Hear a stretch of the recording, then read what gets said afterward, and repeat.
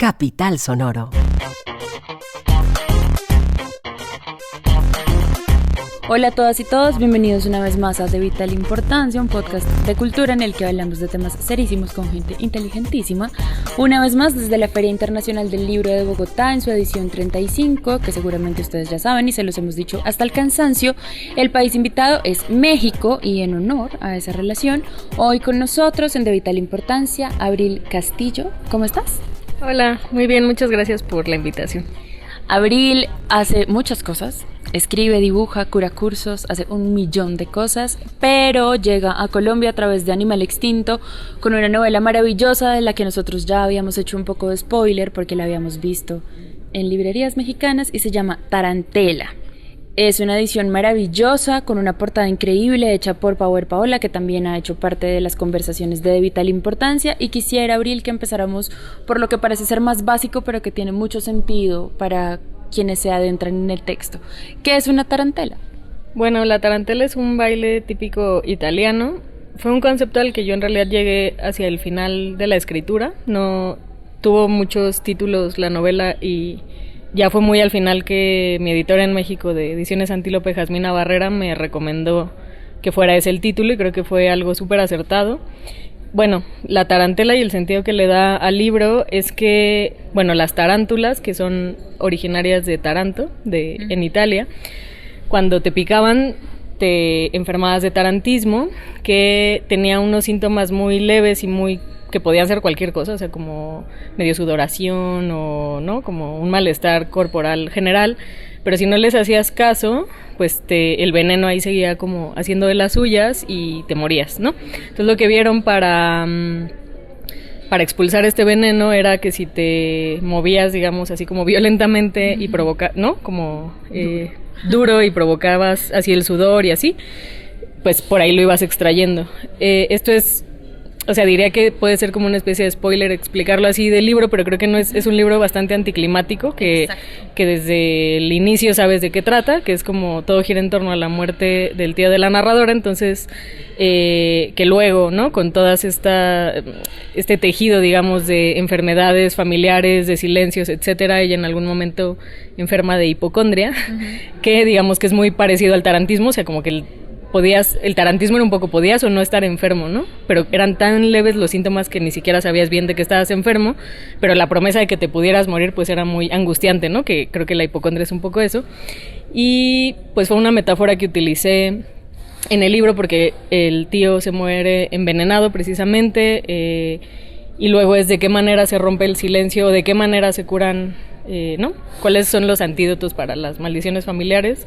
Pues la metáfora que yo usé es un poco como el arte y los rituales, ¿no? Que la tarantela es algo así. Bueno, perdón, porque luego o sea, después de estos movimientos violentos los empezaron a musicalizar, sí, y así surgió, para que ya no pareciera gente loca ahí como moviéndose en silencio, pues ya los musicalizaron, se volvió un baile. Es divertido pensar que este libro puede tener muchos subtextos, ¿no? Como arranca con la figura, pues no, como de frente te encuentras con un libro que se llama Tarantela, luego empieza el relato con unas arañas, ¿no? Un niño que un poco une el nombre de dos animales que me produce muchísima ternura, pero además si nos vamos como a las partes más teóricas y serias, el texto es un tejido, ¿no? De facto. Y esta novela plantea una figura extendida de red en términos familiares y quisiera que habláramos de eso, Abril, de la forma en la que empiezas también a elegir un hilo, que es un tono, que es una presencia y una sensación adentro de esta familia que empieza a extenderse, ¿no? Ya mencionabas tú que la narradora es la sobrina, ¿cierto? Pero me gusta que en el texto se turna también su lugar en la familia, ¿no? Es sobrina, pero es hija, pero es hermana, pero es nieta también, y es como la favorita, y se llama Abril. Además, hablemos de eso, de la construcción de esa red familiar. Claro, sí, pues es una forma bonita de verla, ¿no? Creo que todos somos muchos personajes como en la familia y que a veces realmente la narradora, o sea, Abril es como un pretexto para hablar y ir poniendo el foco, es como la bisagra, ¿no? Como para ir viendo a ese Y sí, creo que justo ahora que lo mencionas, la portada de Power Paola me parece bonita porque es precisamente una telaraña de la que luego sale todo lo demás. La idea original del libro o mi intención era poder hablar de la muerte de este tío retomando el diario del abuelo, ¿no? Como el archivo, que es un archivo real. Pero era pues un tema también doloroso y muy complicado, y la razón por la que este libro, digamos, se compone de varios capítulos no era intencional, sino creo que fue como una especie de evasión o de tardanza en lograr llegar a ese centro que para mí era el archivo, ¿no? Uh-huh. Entonces, a pesar de que yo quería que ese fuera el libro, fue como el último capítulo que pude escribir, porque era como ir rodeando. Entonces es un poco esta idea de la espiral, que también es un poco esta telaraña, y es entender de qué manera se van hilando las generaciones, las historias que nos contamos de esas generaciones, las historias que se han negado de esas generaciones, y esos silencios que luego uno se va enterando así de, pero entonces yo tenía un tío que tenía tal, yo tenía un primo, ¿no? ¿Y por qué esta persona que existió nunca nadie la nombra? O sea, como, entonces a partir de eso, ir tratando de hacer como un rompecabezas, y yo creo que la telaraña ha resultado, o sea, como que ahorita ya lo visualizo más, porque varias veces sí hay más silencios que respuestas, y entonces es realmente una estructura muy agujerada, ¿no?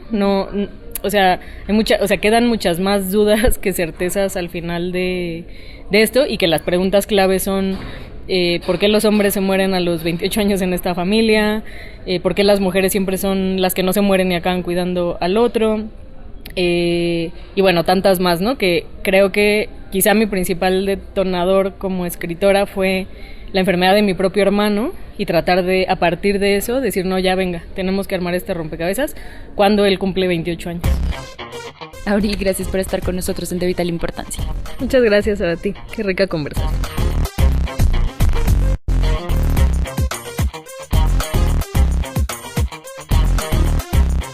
Estos son nuestros eventos recomendados para el martes 25 de abril. A las 2 de la tarde, Gloria Susana Esquivel imparte un taller que se llama Más allá del cuarto propio, en la sala José María Vargas Vila. Este taller de creación será un espacio de reflexión sobre las diferentes maneras en las que enfrentamos la escritura, con base en el texto Carta a las escritoras tercermundistas, de Gloria Anzaldúa.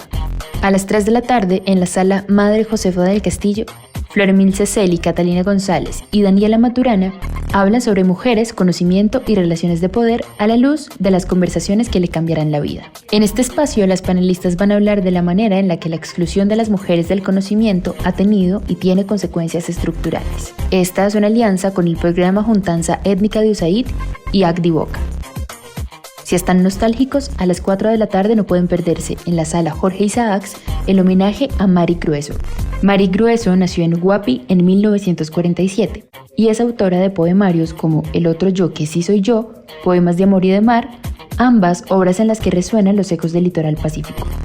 A las 5 de la tarde, en la sala Jorge Isaacs, Alejandro Castillejo, María Camila Díaz y Harold Muñoz hablan del informe testimonial del informe final de la Comisión de la Verdad, elegido a finales del 2022 como uno de los mejores libros de no ficción de este año. Se llama Cuando los pájaros no cantaban, historias del conflicto armado en Colombia. En esta charla se dará una mirada al capítulo testimonial y su aporte a la ciudadanía. Junto a Muñoz, habla el comisionado Alejandro Castillejo, junto a María Camila Díaz. Bora Chung llega a la Feria del Libro. A las 5 de la tarde, en el Gran Salón D, la autora coreana se reúne con Karen Andrea Reyes para conversar de Semilla, su primera publicación en español. Ana Lucía Caicedo y Yesenia Olaya se reúnen para hablar del fenómeno del niño.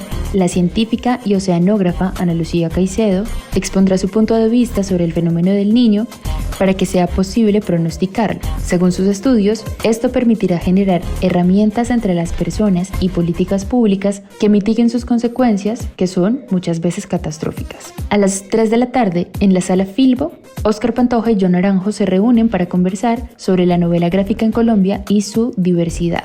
En esta conversación, el autor y editor reflexionan sobre la forma en que surgió esta iniciativa, cómo se relaciona con los territorios a la hora de recrearlos, por qué se escogen y cómo se encuentran maneras de narrarlos. Recuerden que De Vital Importancia es uno de los podcasts que hacemos en Capital Sonoro, que hace parte de Capital, el sistema de comunicación público de la ciudad. Este podcast no podría ser posible sin la dirección de Santiago Rivas, la edición de Adriana Castellanos y Cian González, la investigación de Juan Pablo Conto y las múltiples funciones de quien les habla, María Cuestas. Recuerden que todos los días a las 6 de la mañana les contamos qué hacer en la Feria del Libro de Bogotá y que nos escuchan en conversaciones extendidas todos los domingos para que busquen qué leer. Eso es todo por ahí. Gracias por escuchar. Capital Sonoro.